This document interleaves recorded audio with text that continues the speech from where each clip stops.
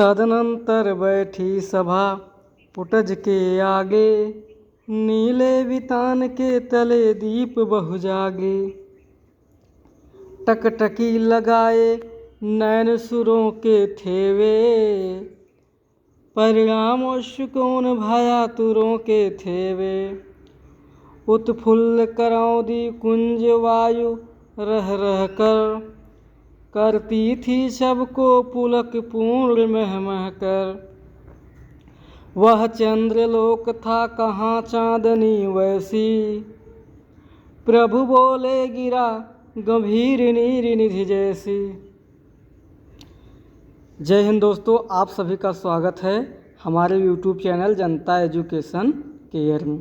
दोस्तों, आज हम पढ़ेंगे कैकेयी का अनुताप अर्थात कैकेयी का पश्चाताप।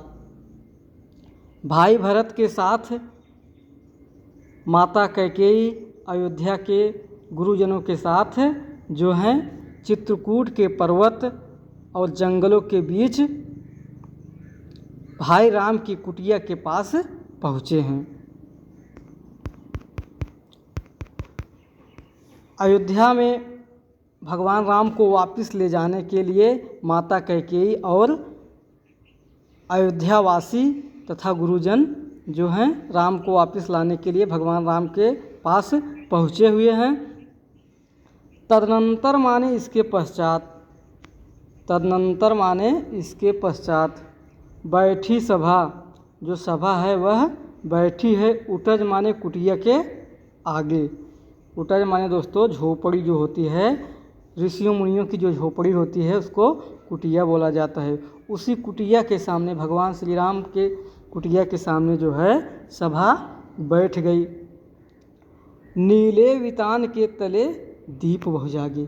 जो नीला वितान माने दोस्तों होता है चांदनी तंबू, चांदनी तंबू चंदोवा जिसको बोलते हैं, अर्थात भोजपुरी में इसको शौमियाना भी बोला जाता है। नीले वितान के तले दीप बहु जागे। जो नीला तंबू है उसके नीचे बहुत सारे दीप जो है प्रज्वलित हो रहे थे। नीले अर्थात नीला जो यहाँ पर दोस्तों कवि कल्पना कर रहा है, नीले आकाश के नीचे भगवान श्री राम की जो सभा बैठी है वह नीले आकाश के नीचे बैठी है। वितान उसी नीले आकाश को यहाँ पर बोला गया है। दीप बहु जागे, जो तारे रूपी जो दीपक हैं वे प्रज्वलित हो रहे हैं। नीले आकाश के नीचे जो तारे टिमटिमा रहे हैं उनको दीप की संज्ञा दी गई है। नीले वितान के नीचे बहुत सारे दीप प्रज्वलित हो रहे हैं। टकटकी लगाए नयन सुरों के थेवे। वे जो तारे रूपी जो दीपक थे वह दरअसल दीपक नहीं, तारे नहीं, बल्कि नयन सुरों के थे। वे जो एक टकटकी लगाए हुए भगवान श्री राम की सभा को देख रहे थे, वे तारे नहीं थे बल्कि देवताओं के नेत्र थे। सुख उन भया तुरों के थे वे। गुरु संधि है दोस्तों, परिणाम उस सुख में गुरु संध है। उन भया तुरों के थे, वे भय से आतुर अर्थात भय से डरे हुए जो देवता थे वह उनके नेत्र थे, वे तारे नहीं थे। परिणाम को लेकर के उत्सुक थे, कहीं राजा राम जो हैं वे अयोध्या वापस ना चले जाएं तो अताताई रावण राक्षस का वध कैसे होगा। उत्फुल्ल करौदी कुंज वायु रह रह कर, करती थी सबको पुलक पूर्ण मह मह कर। उत्फुल्ल प्रफुल्लित करती थी करौदी कुंज, करौदी की जो लताएं थीं उनसे जो हवा आ रही थी, उस ओर से जो हवा आ रही थी वह सबको प्रफुल्लित करती थी सबको पुलक पूर्ण मह मह कर।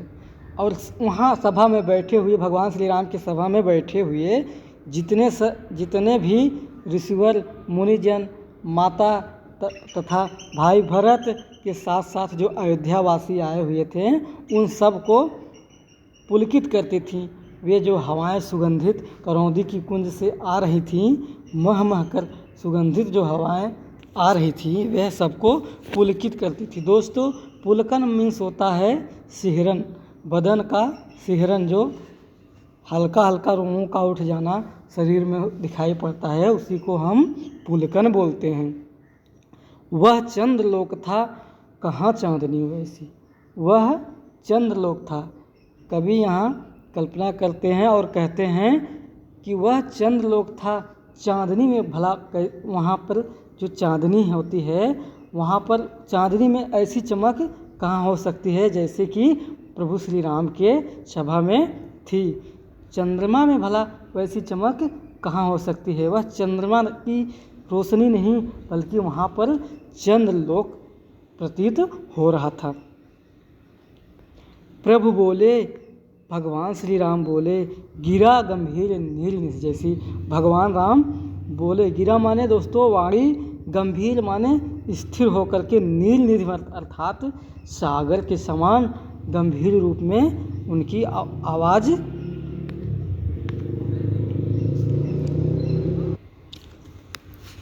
गंभीर रूप में भगवान श्री राम बोले। नील निधि समुद्र के समान, सागर के समान गंभीर अवस्था में, गिरा माने वाणी, भगवान श्री राम जो है गंभीर अवस्था में सागर के समान बोले। क्या बोले? हे भरत भद्र अब कहो अभीप्सित अपना, सब सजग हो गए भंग हुआ ज्यों सपना।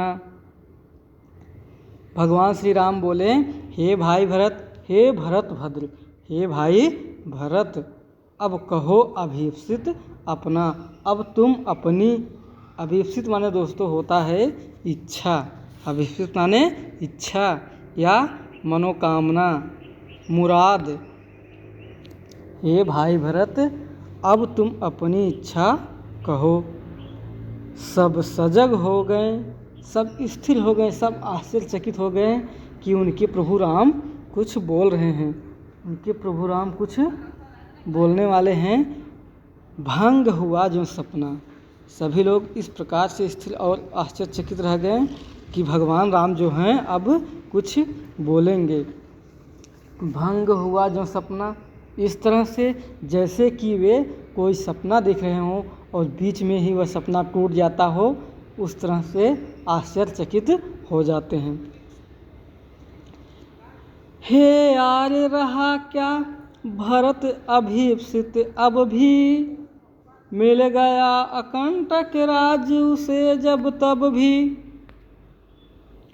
हे आर्य, हे भाई राम, हे श्रेष्ठ, हे भाई राम, रहा क्या भरत अभीप्सित, अब भी आपका भाई भरत क्या अब भी इच्छित रहा?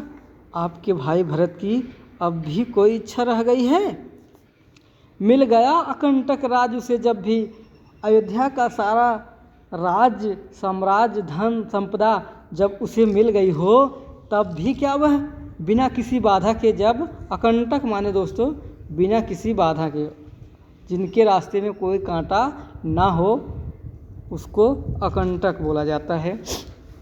बिना किसी बाधा के जो हो, भगवान राम जिसे भरत कह रहे हैं कि बिना बाधा के ही जब आपके इस भाई भरत को राज साम्राज्य मिल गया हो, तो अब उसकी कौन सी इच्छा रह गई है। पाया तुमने तरुतले अरण्य बसेरा, रह गया अभीप्सित शेष तदपि क्या मेरा। हे भाई राम, आपने तरुतले अर्थात वृक्ष के नीचे, अरण्य माने दोस्तों होता है जंगल, बसेरा माने निवास स्थान। आपने तो हे भाई राम, आपने तो जंगल में और वृक्ष के नीचे आपने बसेरा पाया। रह गया अभीप्सित शेष तदप क्या मेरा, रह गया क्या रह गई है। अभीप्सित माने इच्छा, शेष माने अब बची हुई है, तदाप माने फिर भी, क्या मेरा क्या मेरी अब भी कोई इच्छा रह गई है? अब भी मेरी कोई इच्छा बची हुई है, अर्थात अब मेरी कोई इच्छा नहीं है। भाई भरत राम से कह रहे हैं कि अब उनकी कोई इच्छा नहीं बची है। दोस्तों ध्यान दीजिएगा, कथन से जुड़े हुए बहुत सारे प्रश्न आपको परीक्षाओं में पूछे जाते हैं, तो आपको यह पता होना चाहिएगा कि कौन सा कथन किसने कहा है। आइए आगे देखते हैं हम। तन तड़प तड़प कर तप्त तात ने त्यागा, क्या रहा अभीप्सित और तथापि अभागा। भाई भरत कह रहे हैं राम से कि पिताजी ने जो आपके वियोग में प्राणों को जला जला कर, अपने अंतःकरण को जला जला करके अपने प्राणों को त्याग दिया, क्या रहा अभीप्सित, क्या अब भी इच्छित रह गया है आपका, तथाप माने फिर भी, अभागा आपका यह भाई भरत अब भी अभागा, भाई भरत आपका यह अब भी किसी प्रकार से इच्छित रह गया है। हाँ इसी अयस के हेतु जनन था मेरा, निज जननी के हाथ हनन था मेरा, निज जननी ही के हाथ हनन था मेरा। हाय क्या इसी हेतु के, इसी अयस अर्थात इसी अपयस के कारण ही जनन मतलब जन्म मेरा होना था। क्या इसी हेतु माने दोस्तों कारण, क्या इसी अपयस के कारण ही मेरा जन्म होना था। निज जननी के हाथ हनन था मेरा, निज ही अपनी ही माता के हाथों मेरा हनन था, अर्थात मेरी क्षति होनी थी। हमारे यश और कीर्ति की क्षति हमारी अपनी माता के द्वारा ही होना था। अब कौन अभिप्सित, अब कौन अभिप्सित और आर्य वह किसका, संसार नष्ट है भ्रष्ट हुआ घर जिसका। अब कौन अभिप्सित और आर्य वह किसका, संसार नष्ट है भ्रष्ट हुआ घर जिसका। जगत में घर की फूट बुरी, हाँ घर की फूट बुरी, जगत में घर की फूट बुरी। घर के फूटन से बिनसाई सुबिरन लंकपुरी, जगत में घर की फूट बुरी। भाई लक्ष्मण कहते हैं कि अब कौन अभिप्सित, अब कौन इच्छित रहा। हे आर्य, हे आर्य अब बता दो, आप ही बता दो कि अब कौन इच्छित रहा, अब आपके भाई भरत की कौन सी इच्छा हुई है। संसार नष्ट है भ्रष्ट हुआ घर जिसका, जिसके घर ही तहस नहस हो गया है, उसका तो सारा संसार ही नष्ट हो गया है, तो उसकी भला अब कौन इच्छा रह गई है।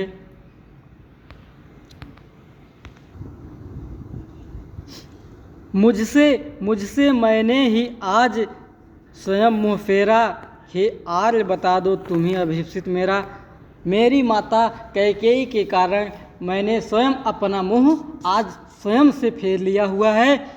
हे आर्य, हे भाई राम, हे श्रेष्ठ, हे बड़े भैया राम, तुम ही बता दो अभिप्सित मेरा। अब आप ही बता दीजिए कि आपके इस भाई भरत की क्या इच्छा रह गई है।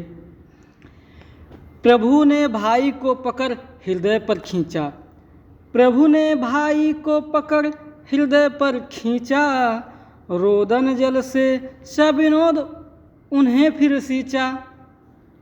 प्रभु ने भाई को पकड़ करके हृदय पर अपने गले से लगा लिया, अपनी छाती से भाई भरत को लगा लिया। रोदन जल से, रोने अर्थात आंसुओं के जल से, सविनोद प्रेम पूर्वक उन्हें फिर सींचा, उन्हें आह्लादित किया, उन्हें उन पर अपने प्रेम की, अपने स्नेह की वर्षा की। और कहा, क्या कहा, उसके आशय की थाह मिलेगी किसको। दोस्तों उसके भगवान राम ने कहा भरत के लिए कि उसके आशय की थाह मिलेगी किसको।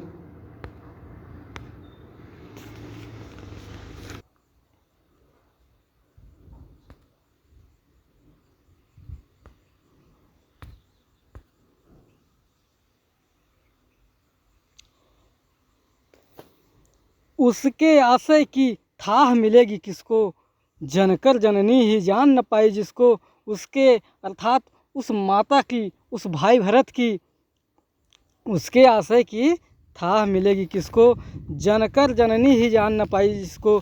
उसके हृदय की, उसके प्रेम की गंभीरता को कौन माप सकता है। जनकर अर्थात जन्म दे करके, जिसकी जन्म दे करके जिसको उसकी माता ही जान न पाई हो, उसके आशय अर्थात उसके प्रेम के, उसके थाह की, उसकी गंभीरता की एहसास भला किसे हो सकता है। यह सच है तो अब लौट चलो तुम घर को, चौंके सब सुनकर अटल कई स्वर को। यह सच है तो अब लौट चलो तुम घर को। हे बेटे पुत्र, हे राम, यदि यह सत्य है तो अब तुम घर को लौट चलो। चौंके सब सुनकर अटल कैकेयी स्वर को, अटल कैकेयी के स्वर को सुनकर के सभी लोग जो है चौंक पड़े। सभी लोग जो हैं वे कैकेयी की अटल स्वर को सुनकर के चौंक गए। सबने रानी की ओर अचानक देखा, सबने जो है रानी की ओर अचानक से देखा। वैधव्य तुषारा विलता विधा, वैधव्य तुषारा विलता यथा विधुलेखा।